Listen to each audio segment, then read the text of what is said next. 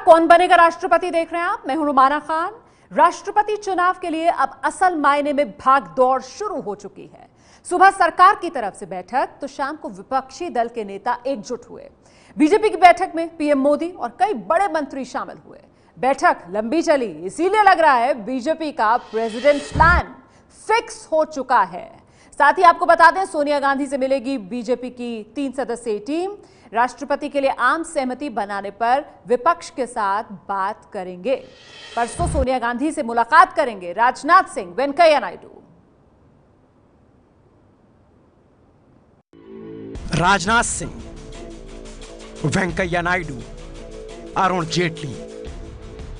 राष्ट्रपति चुनाव की बिसात पर बीजेपी ने अपने 3 बड़े मोहरे आगे बढ़ा दिए हैं। आज इसी सिलसिले में शहरी विकास मंत्री वेंकैया नायडू ने गृह मंत्री राजनाथ सिंह से मुलाकात की। मुलाकात काफी देर तक चली। इससे लग रहा है कि पार्टी का प्रेसिडेंट प्लान फिक्स हो गया है। As far as this other presidential election is concerned, we have just exchanged views because he was not there yesterday. He went to Mizoram. Both of us will be talking to different parties, and on 17th. Finance Minister will come back. Once he comes back, we'll meet together and then we will exchange information and then move forward. राष्ट्रपति चुनाव को लेकर PM Modi और वरिष्ठ मंत्रियों की बैठक भी हुई, लेकिन विदेश दौरे पर गए अरुण जेटली बैठक में मौजूद नहीं थे। वेंकैया और राजनाथ ने पीएम को दूसरे दलों से हुई बातचीत का ब्यौरा दिया। ये भी बताया कि आगे कौन किससे बात करेगा। एबीपी न्यूज के सूत्रों को पता चला है कि 23 जून को एनडीए उम्मीदवार का नामांकन हो सकता है, क्योंकि 25 जून को पीएम मोदी अमेरिका के दौरे पर जाएंगे। पीएम मोदी खुद नामांकन के दौरान मौजूद रहेंगे। वित्त मंत्री अरुण जेटली 17 तारीख को विदेश दौरे से लौटेंगे। इसके अगले दिन यानी 18 जून को अमित शाह की बनाई 3 सदस्यीय कमेटी एनडीए और विपक्षी दलों से बातचीत शुरू कर देगी। तब तक राजनाथ सिंह अपने स्तर पर विपक्षी दलों के नेताओं से बातचीत करते रहेंगे। वेंकैया नायडू दक्षिण भारत की प्रमुख पार्टियों से संपर्क करेंगे। एआईडीएमके जैसी बड़ी पार्टी को साधने का जिम्मा वेंकैया नायडू के कंधे पर है, जबकि Rajnath Singh Shiv Sena, NCP, SP, BSP जैसे दलों से बात कर उन्हें अपने पक्ष में करने की कोशिश करेंगे। वहीं सूत्रों की माने तो अरुण जेटली जेडीयू, आरजेडी और बीजेडी जैसे दलों को अपने साथ लाने की कोशिश करेंगे। खबर है कि आम सहमति बनाने के लिए बीजेपी नेताओं की ये कमेटी कांग्रेस अध्यक्ष सोनिया गांधी से बात करेगी। वेंकैया नायडू, राजनाथ सिंह शुक्रवार को सोनिया गांधी और सीताराम येचुरी से भी चर्चा करेंगे। राजनाथ सिंह टीएमसी नेताओं से बात करेंगे। बीएसपी सहित कुछ और विपक्षी पार्टियों से वेंकैया नायडू की बात भी हो गई है।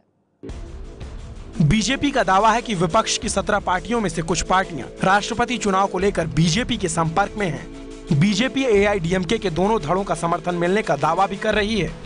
यानी साफ है कि बीजेपी अपने प्रेसिडेंट प्लान के तहत आम सहमति बनाकर आगे बढ़ने की तैयारी में है। वैसे विपक्ष भी अपनी रणनीति तैयार कर रहा है।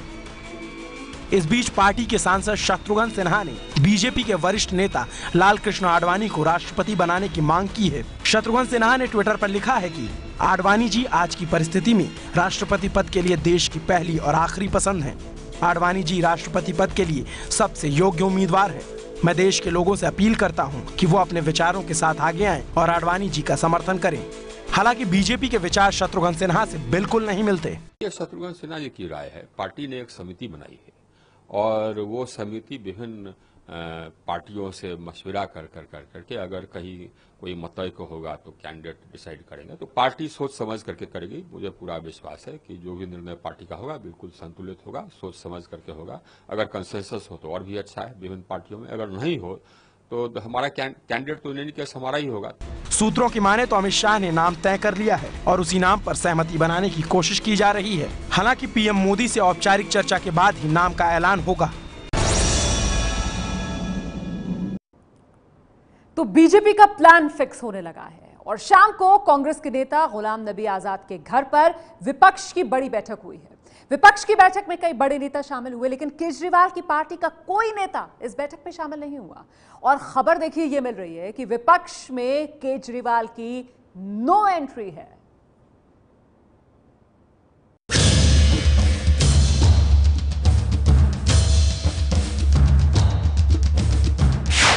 सीपीएम के सीताराम येचुरी, टीएमसी के डेरेक ओब्रायन, एसपी के राम गोपाल यादव, बीएसपी के सतीश चंद्र मिश्रा, अपने अपने राज्यों के धुरविरोधी एक साथ एक मंच पर नजर आएं तो खबर बनना लाजमी है। राष्ट्रपति चुनाव के मद्देनजर मोदी के खिलाफ विपक्ष के संयुक्त विपक्ष बनने की ये सबसे ताज़ा तस्वीर है। राज्यसभा में नेता प्रतिपक्ष और कांग्रेस सांसद गुलाम नबी आजाद के घर ये बैठक हुई, जिसमें 10 विपक्षी पार्टियों के बड़े नेता जमा हुए। इसमें कोई निटी ग्रिटी ज्यादा नहीं हुई, इसमें कोई नामों की चर्चा नहीं हुई। अलबत्ता ये हम आपस में बात कर रहे थे कि बीच में एक डेवलपमेंट हुई कि रूलिंग पार्टी ने 3 आदमियों का ग्रुप बनाया, जो पेपरों में आया, और कहा कि ये विपक्ष के नेताओं और विपक्ष की दलों से बात करेगा। तो ये प्रक्रिया भी उनकी तरफ से शुरू हुई है। उन्होंने, रूलिंग पार्टी ने अपोजिशन के नेताओं को कांटेक्ट शुरू कर दिया है। राष्ट्रपति चुनाव को ध्यान में रखकर हुई इस अहम बैठक में लालू यादव, शरद यादव, एनसीपी के प्रफुल्ल पटेल समेत कई बड़े विपक्षी नेता दिखाई दिए, लेकिन बड़े विपक्ष के तौर पर उभर रही केजरीवाल की पार्टी का कोई भी नेता इस अहम बैठक में नहीं दिखा। इसकी वजह है कि कांग्रेस नहीं चाहती कि केजरीवाल की पार्टी संयुक्त विपक्ष का हिस्सा बने। सूत्रों की माने तो कांग्रेस ने संयुक्त विपक्ष में केजरीवाल के आने का कड़ा विरोध किया है। एनसीपी समेत विपक्षी पार्टियों को भी केजरीवाल के नाम से ऐतराज है, जबकि केजरीवाल की पार्टी संयुक्त विपक्ष का हिस्सा बनना चाहती है। हाल ही में अरविंद केजरीवाल की शरद यादव से मुलाकात हुई। वो ममता बनर्जी और सीताराम येचुरी से पहले ही मिल चुके हैं, लेकिन कांग्रेस उन्हें विपक्ष में किसी भी कीमत पर शामिल नहीं करना चाहती। ऐसा क्यों हो रहा है, ये पूछने पर दिल्ली के डिप्टी सीएम मनीष सिसोदिया ने बात को टाल दिया। ये तो वही बताएं क्या होना है। Thank you. आम आदमी पार्टी के गठन के दौरान विपक्षी पार्टियों और नेताओं पर केजरीवाल ने काफी तीखे हमले किए थे। यही वजह है कि कांग्रेस फिलहाल आप का विरोध कर रही है। सूत्रों के मुताबिक कांग्रेस का मानना है कि बीजेपी के हमले से बचने के लिए आम आदमी पार्टी संयुक्त विपक्ष में शामिल होने की कोशिश कर रही है और इसे रोकना ही ठीक होगा। संवाददाता आशीष सिंह की रिपोर्ट। तो विपक्ष की ये बड़ी बैठक जिसमें अरविंद केजरीवाल के लिए नो एंट्री, और इस बैठक के बाद हमारे संवाददाता प्रशांत ने एनसीपी के नेता प्रफुल्ल पटेल से बात की है। प्रफुल्ल पटेल की आज ही बीजेपी नेता वेंकैया नायडू से भी बात हुई है। आज प्रेसिडेंट चुनाव को लेकर अपोजिशन पार्टीज की कमेटी की बैठक हुई है, उसमें प्रफुल्ल पटेल भी थे एनसीपी से। आपसे बात हुई है वेंकैया नायडू की, क्या उन्होंने कहा और आपने उनको क्या कहा? देखिए, वेंकैया नायडू जी का आज फ़ोन था और उन्होंने कहा कि सरकार की ओर से वे शरद पवार जी और एनसीपी के साथ बात करना चाहेंगे और संभावित उम्मीदवार या जो भी कुछ उन्होंने सोचा होगा वो तो जब मीटिंग होगी तभी मालूम पड़ेगा। पिछली मीटिंग में पवार साहब ने जब सब ऑपोजिशन लीडर्स मिले थे तो कहा था कि भाई सरकार की ओर से प्रस्ताव आने दीजिए, कुछ अगर वो कंसेंसस बनाने की बात करते होंगे, कोशिश करते होंगे तो हम उसका इंतज़ार करें, उसके पहले कोई जल्दबाजी में निर्णय न करें। तो आज उन्होंने फ़ोन किया है, तो अब हम देखते हैं आगे वो क्या कहते हैं, उसके बाद में हम आगे की अपनी बात और प्रतिक्रिया दे सकेंगे। नहीं, राष्ट्रपति चुनाव को लेकर आप लोगों की पहल पहले शुरू हुई है, तो आपको लगता है कि अब चूंकि सरकार भी यार इस कोई कंसेंसस पॉसिबल है? क्योंकि कई पार्टियों का कहना है कि अगर ऐसा कैंडिडेट देते हैं वो कि आरएसएस बैकग्राउंड से हो या कुछ पर्टिकुलर उससे, तो वो मुश्किल है। देखिए, नाम आने तक कोई उसके ऊपर चर्चा टिप्पणी करना योग्य नहीं है। पहले नाम तो आने दीजिए, सरकार का क्या कहना है, क्या उनके विचार है, सुने, उसके बाद में प्रतिक्रिया देना। शरद पवार इसमें है? नहीं, शरद पवार जी कोई राष्ट्रपति के उम्मीदवार नहीं है। बहुत शुक्रिया।